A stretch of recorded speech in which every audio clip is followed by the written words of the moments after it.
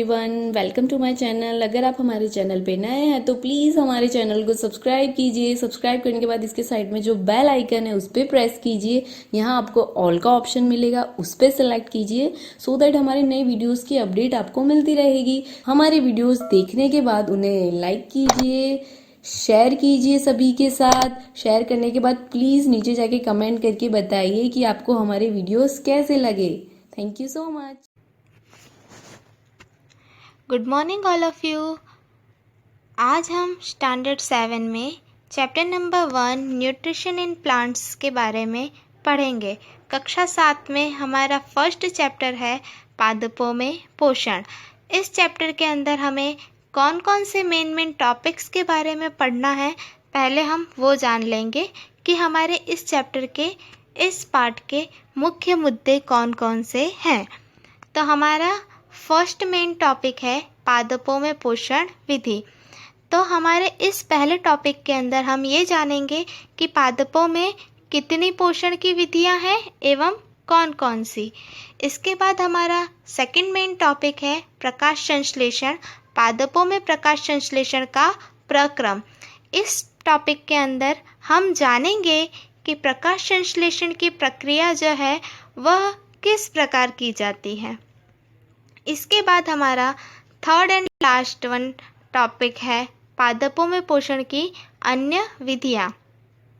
इस टॉपिक के अंदर हम पढ़ेंगे कि पादप जो है वह पोषण की अन्य कौन कौन सी विधियों का प्रयोग करते हैं। तो चलिए हम हमारा फर्स्ट टॉपिक स्टार्ट करते हैं, पादपों में पोषण विधि। अब पादपों में पोषण विधि जानने से पहले हमारे लिए ये जानना जरूरी है कि सजीवों के लिए भोजन ग्रहण करना क्यों आवश्यक है। जो सजीव हैं उन्हें भोजन ग्रहण करना क्यों अत्यंत आवश्यक है। तो इस क्वेश्चन का आंसर हमारे फर्स्ट पॉइंट में मिलता है। भोजन हमें जीवन की सामान्य प्रक्रियाओं को करने के ऊर्जा ऊर्जा प्रदान करते हैं। इस पॉइंट में हमें क्या समझ में आता है कि जो भोजन है वह हमें जीवन की जो भी ज़रूरी क्रियाएं होती हैं उन्हें करने के लिए क्या प्रदान करते हैं, ऊर्जा। हम जो जीवन जरूरी जो भी डेली रूटीन्स करते हैं वो सारे डेली रूटीन्स करने के लिए हमें एनर्जी कहाँ से मिलती है, फूड से मिलती है। अब हमारा सेकंड पॉइंट है कि पोषण किसे कहते हैं। तो एक सजीव भोजन प्राप्त करने के लिए जो प्रक्रिया करता है उसे क्या कहते हैं, पोषण कहते हैं। अब हम आगे देखेंगे कि पोषण के सामान्यतः कितने प्रकार होते हैं। तो पोषण के सामान्यतः 2 प्रकार होते हैं, पहला स्वपोषी, दूसरा परपोषी। अब पोषण के प्रकारों में जो स्वपोषी पोषण होता है वो किस प्रकार होता है। तो यह स्वपोषी पोषण पोषण की वह विधि है जिसमें जीव अपना भोजन स्वयं संश्लेषित करते हैं, एवं परपोषी पोषण जो है उसके अंदर जो सजीव होते हैं वह भोजन के लिए, पोषण के लिए अन्य जीवों पर आधारित होते हैं।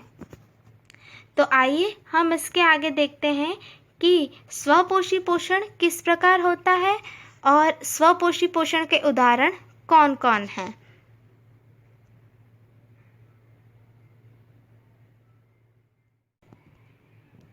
पृथ्वी पर रहने वाले सभी जीवों के लिए भोजन आवश्यक है। भोजन में रहे हुए कार्बोहाइड्रेट, प्रोटीन, खनिज, विटामिन ये सभी भोजन के घटक हैं। भोजन के ये घटक हमारे शरीर के लिए आवश्यक हैं तथा इन्हें पोषक कहते हैं। सजीवों में केवल वनस्पतियां ही ऐसा सजीव हैं जो कि अपना भोजन स्वयं तैयार करती हैं। अन्य जीवों को भोजन के लिए वनस्पतियों पर आधारित होना होता है। वनस्पतियां अपना भोजन पानी, कार्बन डाइऑक्साइड एवं खनिज की सहायता से तैयार करते हैं। सजीवों द्वारा भोजन ग्रहण करने एवं उपयोग की विधि को पोषण कहते हैं। पोषण की वह विधि जिसमें जीव अपना भोजन स्वयं संश्लेषित करते हैं वह विधि स्वपोषण कहलाती है तथा ऐसे पादपों को स्वपोषी कहते हैं। पत्तियां पादपों की खाद्य फैक्ट्रियां हैं। पादपों में खाद्य पदार्थों का संश्लेषण उनकी पत्तियों में होता है। मृदा में उपस्थित जल एवं खनिज मूल द्वारा अवशोषित किए जाते हैं एवं तने के माध्यम से पत्तियों तक पहुंचाए जाते हैं। पत्तियों की सतह पर उपस्थित सूक्ष्म छिद्र द्वारा वायु में उपस्थित कार्बन डाइऑक्साइड प्रवेश करती है। इन छिद्रों को रंध्र कहते हैं। जल एवं खनिज वाहिकाओं द्वारा पत्तियों तक पहुंचाए जाते हैं। ये तने से पत्तियों तक पहुंचाने वाली नलिकाओं जैसी होती हैं, जो कि पानी एवं खनिज को पत्तियों तक पहुंचाती हैं। पत्तियों में एक हरा वर्णक होता है जिसे क्लोरोफिल कहते हैं। ये सूर्य ऊर्जा का संग्रहण करने में पत्तियों की सहायता करता है। इस ऊर्जा का प्रयोग जल एवं कार्बन डाइऑक्साइड से खाद्य संश्लेषण में होता है। क्योंकि खाद्य संश्लेषण की क्रिया सूर्य प्रकाश की उपस्थिति में होती है, इसीलिए इस प्रक्रिया को प्रकाश संश्लेषण की प्रक्रिया कहते हैं।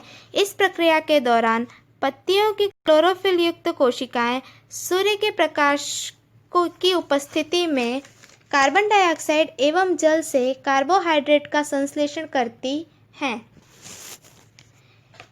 इसे हम निम्नलिखित सूत्र द्वारा समझेंगे। कार्बन डाइऑक्साइड एवं पानी का संयोजन करके कार्बोहाइड्रेट एवं ऑक्सीजन प्राप्त किया जाता है। जब वनस्पतियों में सूर्य ऊर्जा एवं क्लोरोफिल की उपस्थिति हो, तभी हम कार्बन डाइऑक्साइड एवं पानी का संयोजन करके कार्बोहाइड्रेट एवं ऑक्सीजन प्राप्त कर सकते हैं। इस प्रक्रिया में ऑक्सीजन निर्मुक्त होती है। अंततः कार्बोहाइड्रेट स्टार्च में परिवर्तित होता है। पत्तियों में स्टार्च की उपस्थिति प्रकाश संश्लेषण क्रिया का संपन्न होता दर्शाता है। स्टार्च भी एक प्रकार का कार्बोहाइड्रेट है। आइए अब हम स्वपोषी पोषण के बारे में हमने क्या क्या सीखा उसका एक बार पुनरावर्तन कर लेते हैं। स्वपोषी पोषण, फर्स्ट पॉइंट, हरी वनस्पतियाँ हवा में से कार्बन डाइऑक्साइड एवं जमीन में से पानी प्राप्त करते हैं। सेकंड पॉइंट, पादप जमीन से पानी का अवशोषण करते हैं और पानी को नलियों के माध्यम से तने द्वारा पत्तियों तक पहुंचाया जाता है। थर्ड पॉइंट, पर्ण में रहे हुए छिद्रों द्वारा हवा पर्ण में आती है। उन छिद्रों को रंध्र कहते हैं।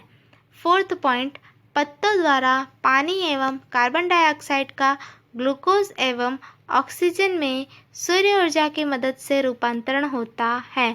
वनस्पतियों द्वारा की गई यह प्रक्रिया को प्रकाश संश्लेषण की प्रक्रिया कहते हैं। वनस्पतियों की पत्तियों के कोश में रहे हुए क्लोरोप्लास्ट सूर्य की ऊर्जा का अवशोषण करते हैं। वे यह प्रक्रिया उनमें रहे हुए हरित वर्णक द्वारा कर पाते हैं। उन हरित वर्णकों को क्लोरोफिल कहते हैं। अब कार्बन डाइऑक्साइड एवं पानी का संयोजन क्लोरोफिल एवं सूर्य ऊर्जा की उपस्थिति में होने से वनस्पतियों द्वारा ग्लूकोज एवं ऑक्सीजन निर्मुक्त किया जाता है। इस चैप्टर में हमने अभी तक स्वपोषी पोषण के बारे में डिटेल में जानकारी प्राप्त कर ली।